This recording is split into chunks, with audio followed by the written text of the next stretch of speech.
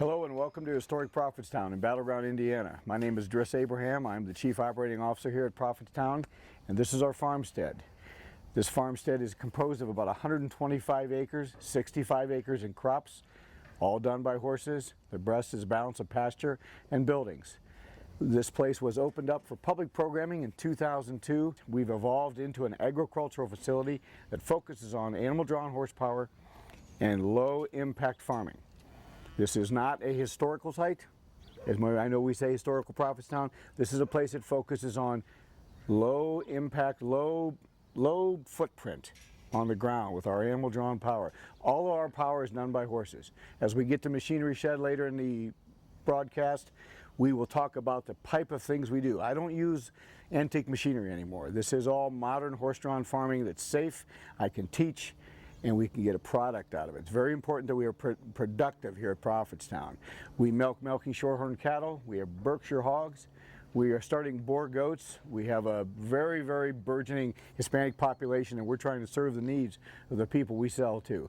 We have Barred Rock chickens, we have a healthy egg business. We do not do chicken meat. We are limited in some of our scope with the state property. We lie within the brand new state park here at Prophetstown. We lease 250 acres. We also have 125 acres of prairie and a Native American village. All of these areas we focus on agriculture. And we try to show how agriculture brought time along, one consistent message on this piece of land. Historic Prophetstown's evolved out of a giant idea back when this new park was formed, is to find a group of people to do the cultural part of the park's heritage.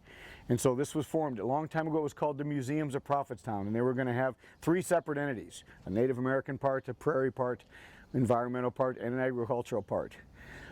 The support from central Indiana and Midwest is an agricultural based place. I brought my horse program here and the stuff that I did at Hale Farm and Village, and it took off. And so businesses evolve, and we've evolved from that early days. Now we call ourselves Historic Prophetstown. There's no really museum. We do this. Everything is live. Everything is today. And so it is very important to us that people who visit here understand when you drive in our driveway, every day is different. This isn't Six Flags. There's not a lot of music going on. This is really life on a horse-drawn farm. We try to be very accurate with people so that we don't mislead them and give them some type of ag utopia. We have a small staff, mostly Purdue students. Purdue is just down the road, about 15 minutes. All of our kids that work here right now are either graduates or involved in animal science. We focus on people who want to commit their lives to a different way of farming. There's nothing wrong with big agricultural farming, don't get me wrong, but this is a different mindset. This is back to the 50s and 60s and more stewardship of the land. We plant cover crops. We are very cautious about insecticide use and fungicide use, and the product that we have here, food safety, the origin of food is very important to us. The animal drawn part of it is a healthy respect for the environment. So that's how we blend this place. This was not an easy place to start. Funding for a place like this doesn't just come down the road. We are a very lean organization, very frugal organization that survives off of a couple mechanisms. We're very lucky here in this county to receive a portion of the innkeeper's tax, as long as we provide a tourism place, a place for people to come and learn about agriculture. The rest of it's just like any other farm. I have pieces to my puzzle that I put together.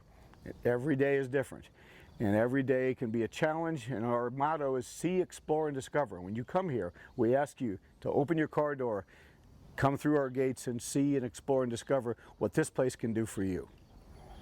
This is a unique business we have here. It's part of my life, part of Historic Prophetstown. I work for a board of directors.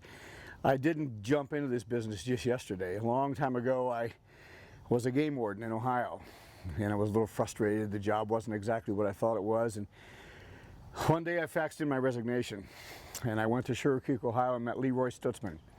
I took money and I bought 3 of the best mares I could afford. That was a long time ago, and from then I've learned to become frugal at this business. You hear me say that word a lot. This is not a wealthy man's business. This is an everyday guy who can get into this job. I bought horses. I came from a little town called Navarre, Ohio, and I struck out on my own. People like Henry V. Raber, Alvin S. Miller from Charm, Leroy Stutzman, formed some of my initial ideas. I have always been involved in agriculture. My family milks cows in Ohio in the same barn since 1849. Not a whole lot has changed. They're not horse farmers. I'm the one that took that path. Here at Prophetstown, we have one heritage crop, I guess, that we have that we're pretty proud of. It's our open pollinated corn. It was based on Reed's Yellow Dent, a popular corn in the 20s and 30s.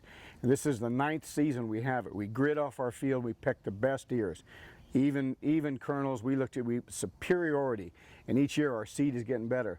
This year's crop is 30,000 plants per acre. And I have a great yield. We love the food, the starch, the sugar in that open pollinated. We grind it for feed here. We feed the stocks. We never cut the stalks out of the field. We run the cattle on that till it gets too cold in the wintertime. Everything you take off the field you have to put back. We grow wheat. It is the only crop I sell on the market. We use most of the rest of it for straw.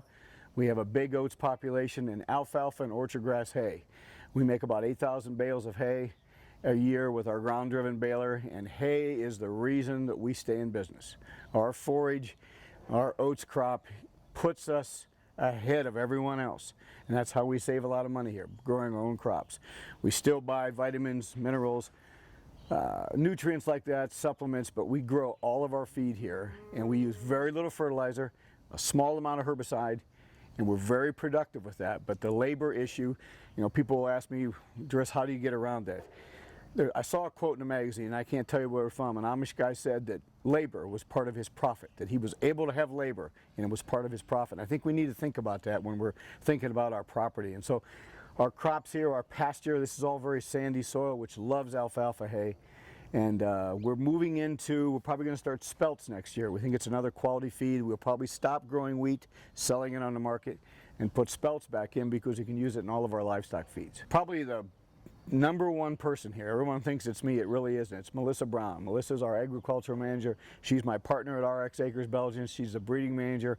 Melissa has been here for 7 years. She's a graduate of Purdue Animal Science, and right now I think she's one of the top AI draft horse breeders in the country. She leads our reproduction clinics. She leads a lot of efforts here that are part of our clinics. Anybody who's come to a clinic here has met Melissa Brown. She's walking around with a ball cap on, her hair sticking out, and she has taken over a role in agriculture and did not come from a farm. But she got here and got enveloped in this, drives the horses, breeds the horses, maintains the program. Another new addition has been here a year is Lauren Eastman. Lauren is a graduate in animal science and she's trying to get into vet school. And Lauren is working away here, and she again had no farm experience. She drives the horses. Now she's getting into cattle breeding. We provide a very interesting place for young people to come and expand a career where perhaps maybe someone else wouldn't let them in. I let them. I have all girls working for me. Girls do not break things. They stop and ask questions, and they're very compassionate to me, which is a big job, and to the public. And remember, when we do things here, this isn't like farming at home. You have to stop and ask questions and answer questions and talk to people who know nothing about agriculture, and that's our number one crop, is the visitor here. We didn't mention the gift shop.